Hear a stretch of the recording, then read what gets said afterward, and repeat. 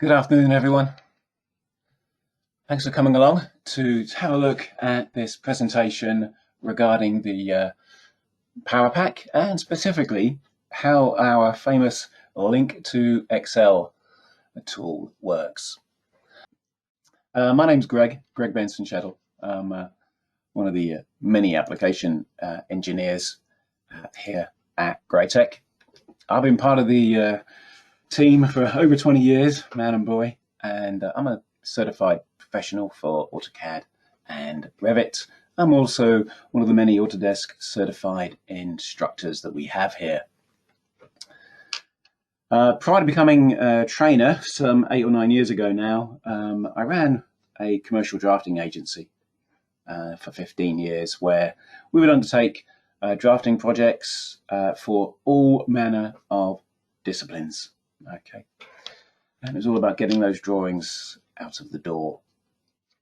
On screen, you'll see my email address and also LinkedIn there if you want to connect, or if you have any questions, please feel free to drop me a line. A couple of key facts about Greytec for you. Greytec as a company is over 30 years old.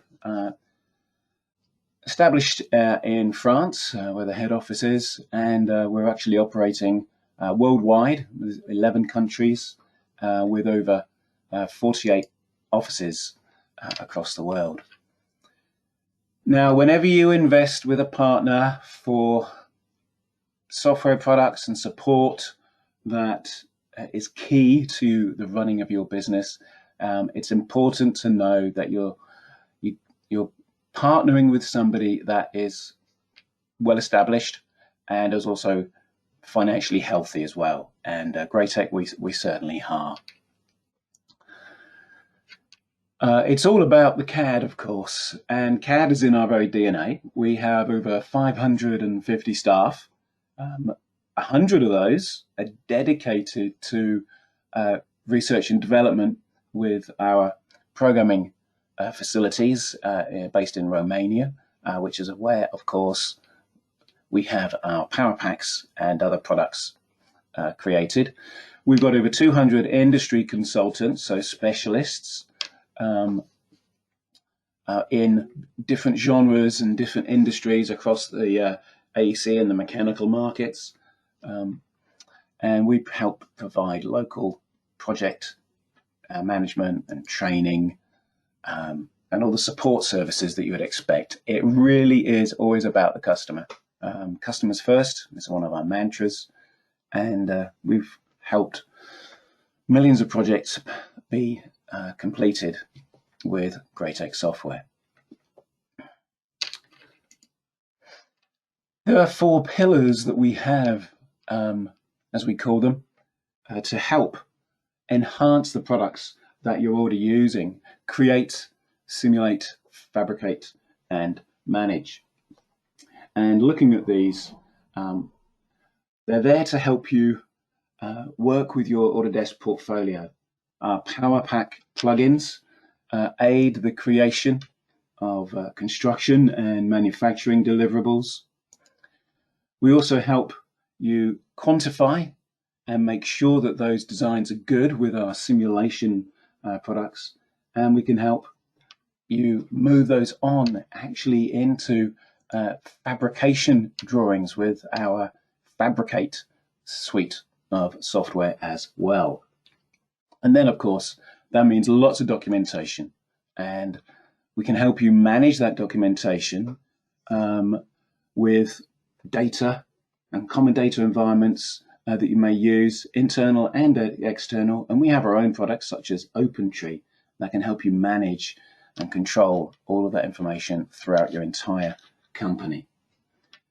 No other dealer in the world can offer this depth of assistance to help you accelerate the digital and industrialization of your processes across your global offices.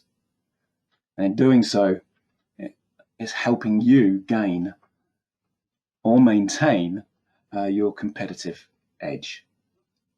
Okay, on to the main event.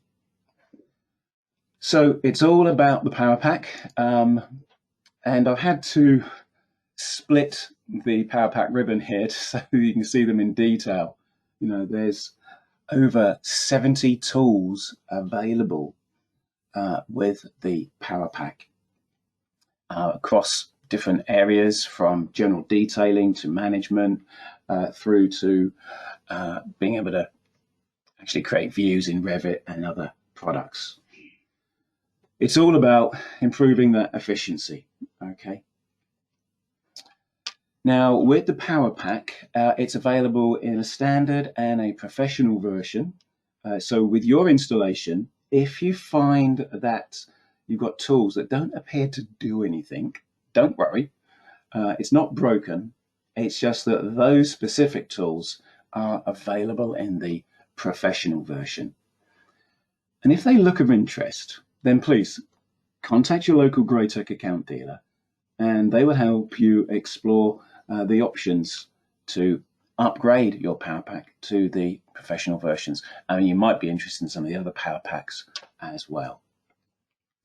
With the releases, they are bi-versional, meaning, for example, if you get the latest version, it can be installed and used on both Revit 2020 and 2021. What if you're using older versions? Okay, they're available as well. But where can you actually get your Powerpack from? So there's several places you can go to, one of which is the Graitec Advantage webpage. So this is what it looks like. And if we scroll down, you can see here that we have download buttons to download the software. You can be specific and you can select the products. As you can see, there's quite a few different ranges, and also you can further select just the versions that you're interested in. Now, there's a big range available, and of course it's perfectly normal that with the older versions you're going to have less functionality, and that's perfectly normal and natural with any piece of software. So go to www.advantage.greytec.com. Okay. There will be a login process where you can use your Greytec account login. If you find you don't have access, then please contact your local Greytec account dealer, and they will help you get registered to be able to use the pack. Okay. In the Advantage site, not only can you get these downloads, but there's additional tools such as technical support services as well. Right, back to the ribbon. Now in this tutorial, we're going to be looking on these Excel tools, specifically the link to Excel icon.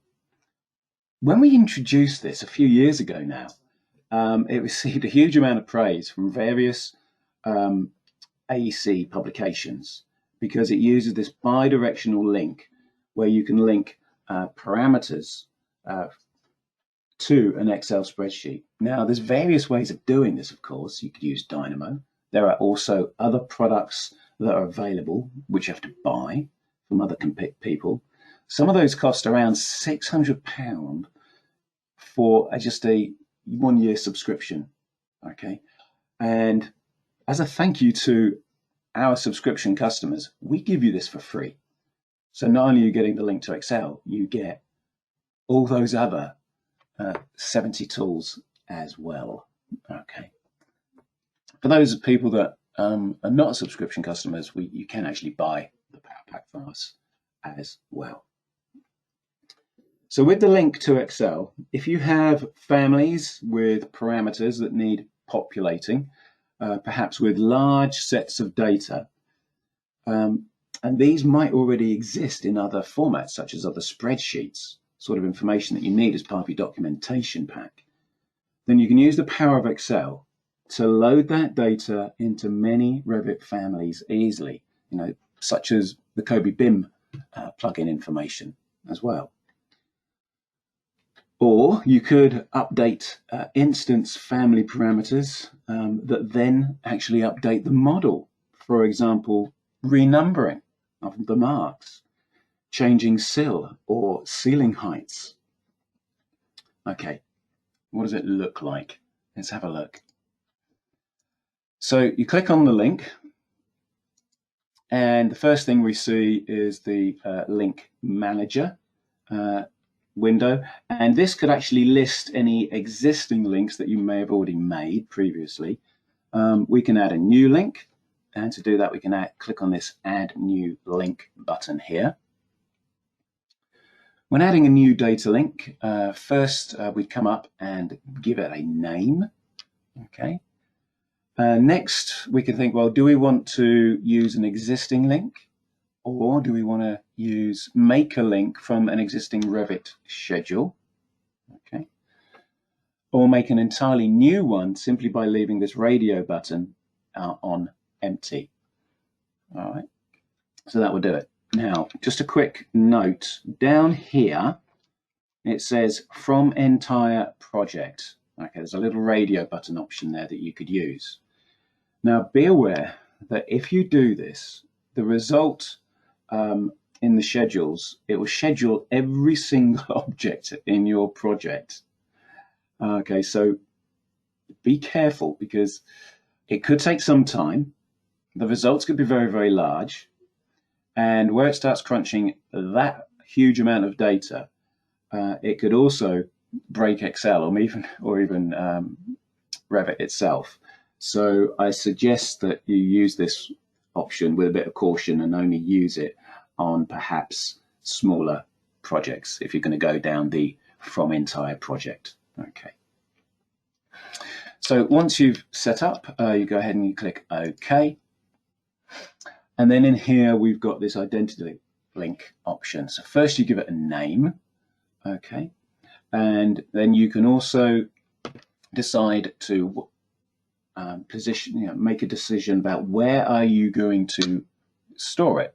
And of course you've got a little ellipse button here with the one with the 3 dots, and that will open up a typical browser.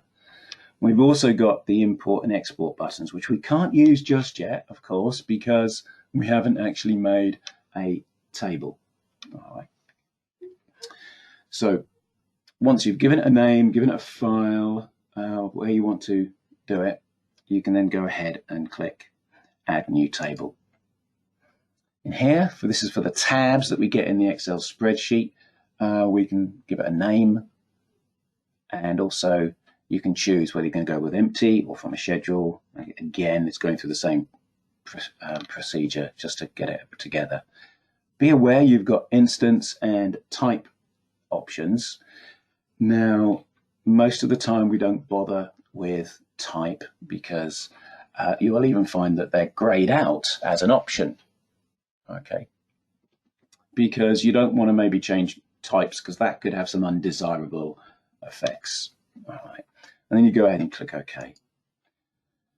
We're then starting to get into the detail. So about now, I think it's probably a good idea to take a look at how this works actually in Revit. So we're going to pop over to Revit and see what we have. Okay. So here I'm using the latest version of Revit, 2021. Okay. Our little project, it's a 5-bedroom house. And we can see in here there's going to be some various issues. So if I look in this south elevation, it's fairly obvious that these need tidying up. They're all at different heights. And in fact, all of the windows, the head of these really should be directly underneath this area here. Okay. Over on the west elevation, over here, we've got these windows. And on these windows here, they're probably the wrong type of window. They should all be like this. Okay, and also they're not exactly level either. So again, we might want to be able to tidy this up a bit. So let's see what we can do to facilitate this. Okay. Got quite a few power packs installed. One we're looking at today is the standard power pack. And as you can see, it's packed with tools. Some of them are compressed. You've got this one over here, for example. because there's so many tools on here, it could well be that you don't actually need all of the tools. Okay, and if that's the case, via this Powerpack tool down here, you've got Powerpack customization. And if we click in here,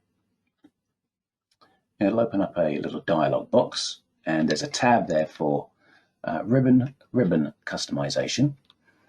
And here are all the tools, and you can see we have check boxes. Yeah? So you can scroll down and you can choose which ones to display and which ones you don't want to see because you want to free up some space, for example. So we've got this ribbon customization tool to help you tidy up the Powerpack so that it shows what is going to be useful to you. Okay.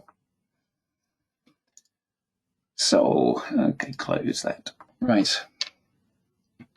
Now then, the very first one, a link to Excel. Let's take a look. Click on here. And as we saw in the PowerPoint presentation, Links Manager, where you could have a list of other links that you've already made. And of course, we're going to go just simply add a new link. I'm going to give it a name. I'll call it 5-bedroom house. And here, as we saw, you can choose to go empty. You could, if we had an existing link, you could pick one from the list here. Or if you had schedules, we might have a look at this one later. So you can notice, for example, I've got a door schedule here. So you could generate it from a door schedule or a schedule of anything else that you've got on the go. Put this back to empty so we can work on one of these from scratch. Okay. So that's what it's going to be called, and we do OK. This opens up a larger dialog box. Here we go again. Link identity is the name, and right in here, it says the path of where it's going to be stored. So it could be that you actually keep them in your specific project directory. Here's the ellipse button where we can decide where we're going to place it. I'm going to put this on my desktop. Okay, so directly on the desktop and save that. Okay, so we've given it a name, we've decided where we're going to position it, where to save it. It's an XLS file, yeah, so it's a Windows Excel spreadsheet. And down here we've got Add New Table. Right. I'm going to give it a name. So we're going to take a look at the windows. So I'm going to go, I'll call it Window Schedule.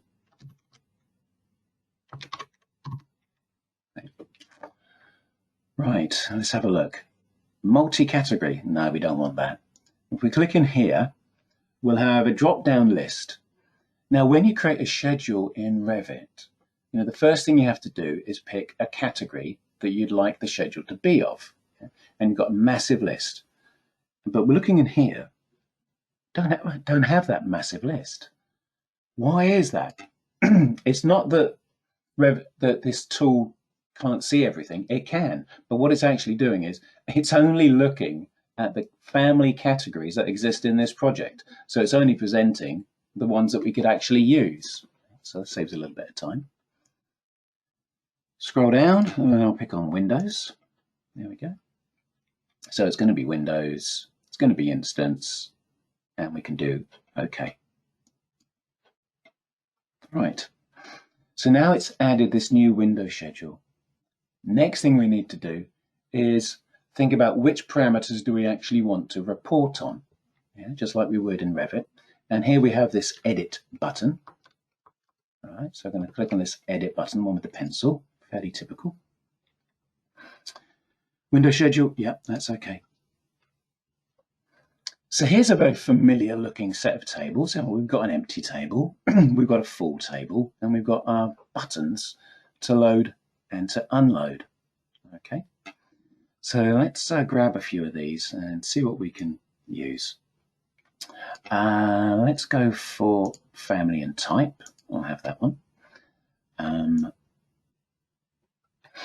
Let's see what else we have in here. Let's go for you could add height, you could add level. Let's add the mark, why not? Okay. And come down and find width. Oh, by the way, really good time saver. Let me just let's undo that one for a second. We've actually included a search field. So if you know the fields that you want to report on, excuse me, why don't you start typing them in? So I want mark, M-A, oh, it's come up, there it is, I can get that. And how about the width, W-I, oh, there we are, width, boom, select it. So this little search feature, is quite nice. It makes life a bit quicker, especially if you know what you're looking for. Now, as you know, when you're putting a schedule together, the order in which these appear is typically the order in which they will appear going across the page in your schedule. Same thing applies here. So I'm going to go level, and we've got our move up and move down buttons here. So I'm going to move this up. So level, then I'll have family and type, and then I'll have mark, and then we'll have the height and the width. Actually, there's one more we need, isn't there? Sill height. There it is. Let's select that and add it across. Here we go. Of course, we have our various filtering. So I could say filter by level, perhaps.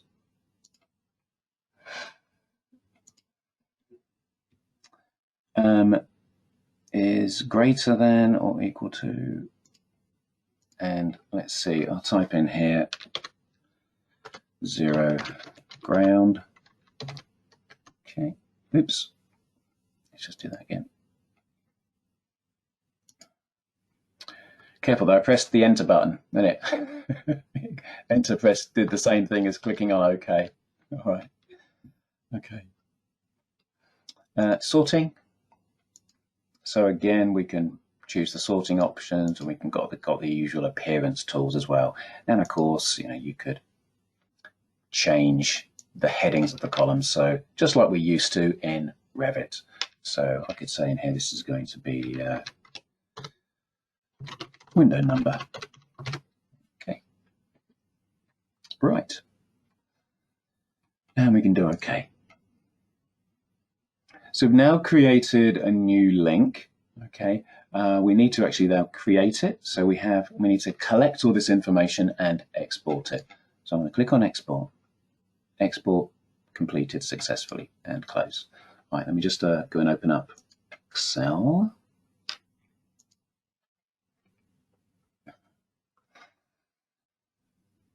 Right, open, browse, desktop. So there's our new Excel spreadsheet. There we go, 1523. So a minute ago. There it is. Now we'll go ahead and open it. Okay. Here we are. Look at this. So here's all the data. We are in Excel, so that means that we've now got the ability to harness the power of Excel. So you've got your data options, how you're going to sort things. You can start adding formula. You could add additional details in. One of the tools, by the way, up on the Powerpack is the capacity to actually create parameters, like shared parameters, that you can use here as well. Okay. Right, so let's have a look. So we've got these windows here, and if we want, now they've just numbered them all nicely in this order. Of course, ideally, you'd want to know exactly where these are. I'm just going to stretch this out. Okay. Got a couple of windows down here, these Windows single casement. And yeah, Windows single casement. These ones, I actually want to change these to the window to a different type. These Windows TPL. Now, if I click in here, see this? Look, here we are. And it does a drop down, and it knows about the other windows that we have. And so I'm going to swap this out for the 910 by 12 by 1210, and similarly I'll click here and I'll swap those ones out as well. We could renumber these, you know, so I could say, right, so it's W, I'm going to say 101, okay, and the next one could be W102. If I select both of these, we can just drag this down. I'm going to go all the way down to here. And then we've got the first four ones, so W,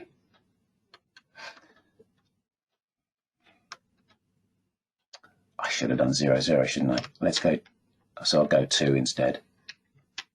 201 and W202. Select them both. Drag, oops. Get that little cross symbol, drag it down. There we go. The bottom one's out of place, but not to worry. And here we can see all those sill heights, and we can see we've got a massive assortment, all sorts of different heights going on here. But why not? Let's set them all up so they're all at 900. So we can just type this information in. I'm going to copy both of those, and I should now be able to just drag those down and make the rest of these 900. So at the moment, we've made these changes in Excel.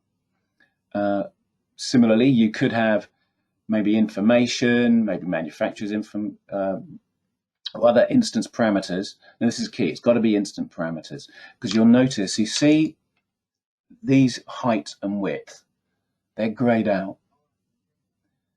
And if I click in here, I can't, yeah, cell you're trying to change is protected. Okay, these are type parameters. So we can't change type parameters, and generally that's a good thing. Okay. If you wanted to change the width or height, you don't do it here. You, of course, change the width or height by selecting a different family. Okay, just like as you should in Revit itself. Okay, so these grade ones, that's indicating that it's a type parameter. Right, let's save that file. Let's do a quick save. And now, of course, we can go back to our Revit. Okay. So,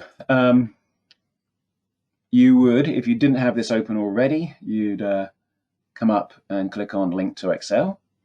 And because you've already made this link, this would appear in the Link Manager list. Okay, so it knows what it's called, it knows where to find it. And of course, then we've got our import button. All right, and we'll go ahead and we'll do an import. Note here, it says last synchronization. Okay, so that was the last date that these two bodies of data were actually imported or synced. So I'm going to say import. Import successfully done. Boom. So here we are, 1529 to 1529. Now, nothing appears to have changed yet, but let's go and click on OK. Right, give it a moment. There we are, look at that. Missed one window by the looks of it, but now all the windows have been tidied up. Yeah, they're all in the place where they should be. That one was swapped. This one was swapped out. Obviously, I didn't change that one by the looks of it. Or maybe there's another one of these on the other side of the building, perhaps. So there's some of the power of a nice, easy example of how you can use a bi-directional Excel spreadsheet. Okay. Very quickly, what we could also do, if I go back into our link to Excel, I'm going to do another new link. Or actually, what I might be able to do is edit that one. Now, if I edit this one and then add a new table, Now I'm going this way because what this is going to do is if we edit an existing table that we've already created, it means that we're editing that particular spreadsheet. And this should be adding a new tab in the same spreadsheet. So if you would like to keep all the information just in one Excel spreadsheet, then this is the way to do it. So I'm going to go for door schedule. Try and spell it correctly.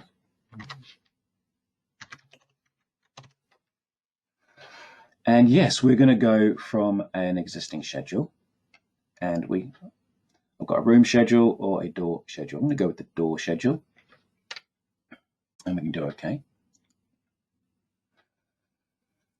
Now, because the schedule already has a set of parameters loaded, it's just brought them in.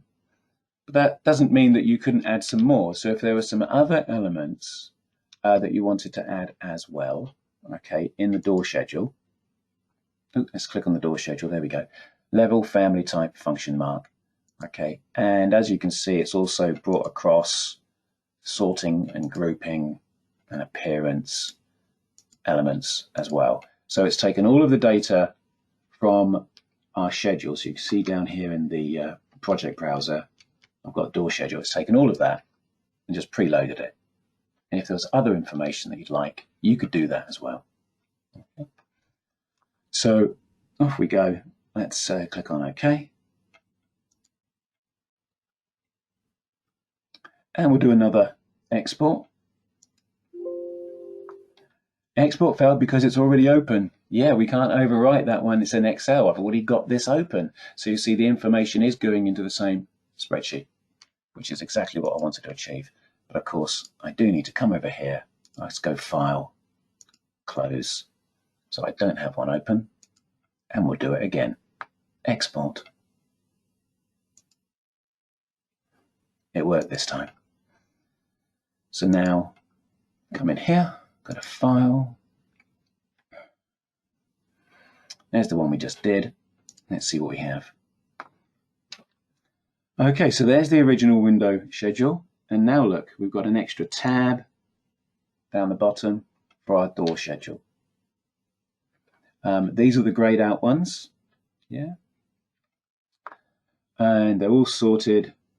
So again, in here, I could just go around and put in different marks if I wanted to, or add any other information, and then just import it back in to our Revit project. So, link to Excel. It works really well. We've got hundreds of customers using this, and they are using it in some very sophisticated ways to maintain the information, maintain the stability of their project and the type of information that they'll then be able to put together into their BIM delivery package. As I mentioned, it could be the COBie information or other critical information about other systems that you need to put together in a Revit project and those deliverables. Okay. Just a little extra before we go. As you know, when you look at the tooltips of any of the tools, quite a few of them have our keyboard shortcuts. So Wall, WA, Align, AL, all the favorites. Yeah. So you can reference plane, RP, so all the favorites, they're there. Now, did you know that if you have plugins, you can apply your own custom keyboard shortcuts to those as well? So for example, on the Powerpack, if I wanted to just launch link to Excel, on the tooltip, there's no tooltip being, no shortcut being listed. So we could go various places you can get to the keyboard shortcuts. I can go File, Options, User Interface, Keyboard Shortcuts, and Customize. You can get it from there. Or you could go to View, User Interface over here on the right-hand side, use the drop-down, and again, keyboard shortcuts. Okay, I'm not going to bother saving. So let's see if we can. Let's type in link.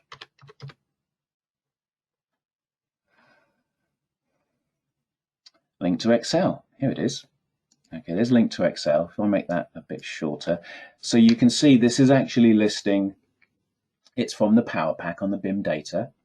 And so I can add in here. I'm going to do LTE, link to Excel, and assign. There it is. We've now added this. We can do OK. And if we pop back to our Powerpack, hover over here, wait for the tooltip to come up, and there you can see that the keyboard shortcut that we added is right there.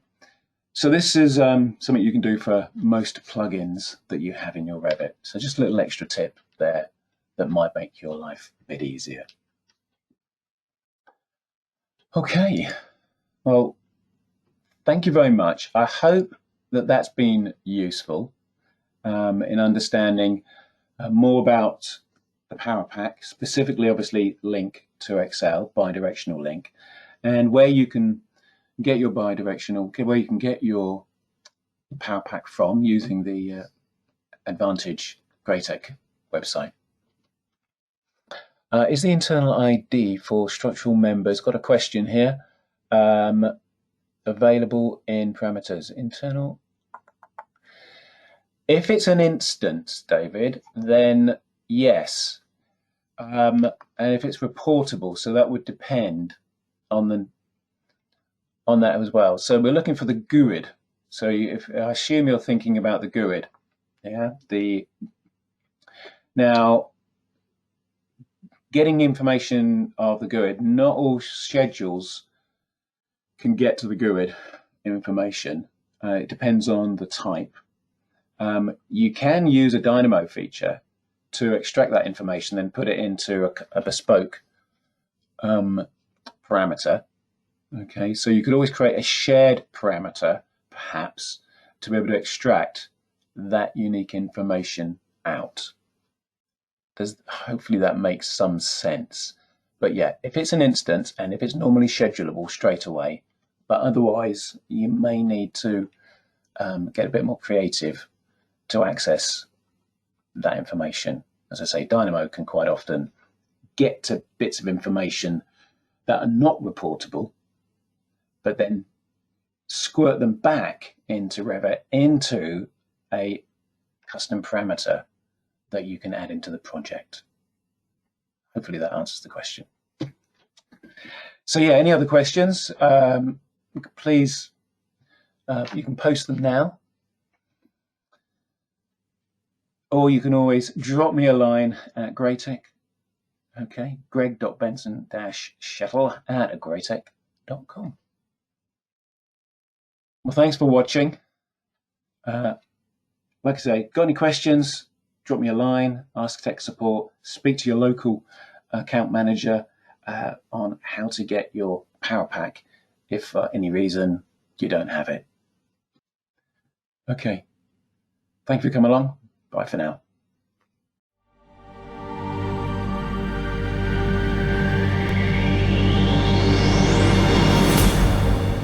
Greytec.